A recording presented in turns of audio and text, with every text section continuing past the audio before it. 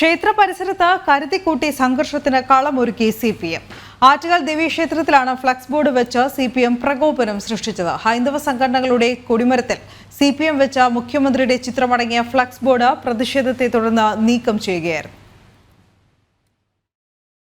കരിക്കകം ക്ഷേത്രത്തിന് പിന്നാലെയാണ് ആറ്റുകാൽ ദേവീക്ഷേത്രത്തിലും സംഘർഷമുണ്ടാക്കാനുള്ള CPM ശ്രമമെന്നാണ് ആക്ഷേപം.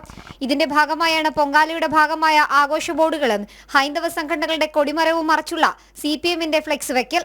ഇത് നീക്കണമെന്ന് തുടർച്ചയായി ആവശ്യപ്പെട്ടിട്ടും വീണ്ടും ഇതേ ബോർഡ് സ്ഥലത്ത് CPM സ്ഥാപിച്ചു. മുഖ്യമന്ത്രിയുടെയും സ്ഥലം MLAയുടെയും ചിത്രം പതിച്ച ബോർഡാണ് വാർഡ് കൗൺസിലർ ഉണ്ണികൃഷ്ണന്റെ നേതൃത്വത്തിൽ പ്രകോപനപരമായി സ്ഥാപിച്ചത്. ആറ്റുകാൽ ഉത്സവവുമായി ബന്ധപ്പെട്ട് വർഷങ്ങളായിട്ട് ഹിന്ദു ഐക്യവേദിയുടെ നേതൃത്വത്തിൽ റോഡ് അലങ്കാരവും മറ്റുമൊക്കെ സ്ഥിരമായി നടക്കുന്നതാണ്. കാവിക്കൊടികൾ കെട്ടുന്നതാണ്.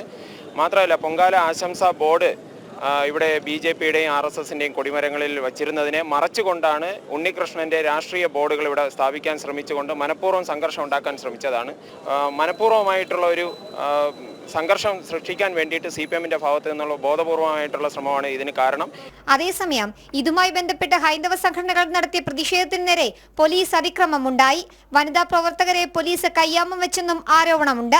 പ്രകോപനം CPM സൃഷ്ടിച്ചാൽ അതിനെ നേരിടുമെന്ന് ഹൈന്ദവ സംഘടനകളും പറഞ്ഞു. ആറ്റുകാലമ്മയുടെ ഉത്സവം ഹിന്ദു ഐക്യവേദിയുടെ നേതൃത്വത്തിൽ തന്നെ ഇവിടെ പല സ്ഥലങ്ങളിലും നടക്കുന്നുണ്ടാവും.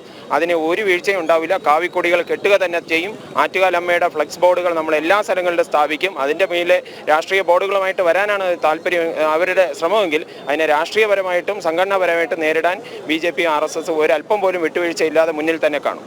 അറസ്റ്റ് ചെയ്ത BJP കൗൺസിലർമാരെ വിട്ടയച്ചതോടെ താൽക്കാലികമായി ഹൈന്ദവ സംഘടനകൾ പ്രതിഷേധം അവസാനിപ്പിച്ചു. ജനം, തിരുവനന്തപുരം.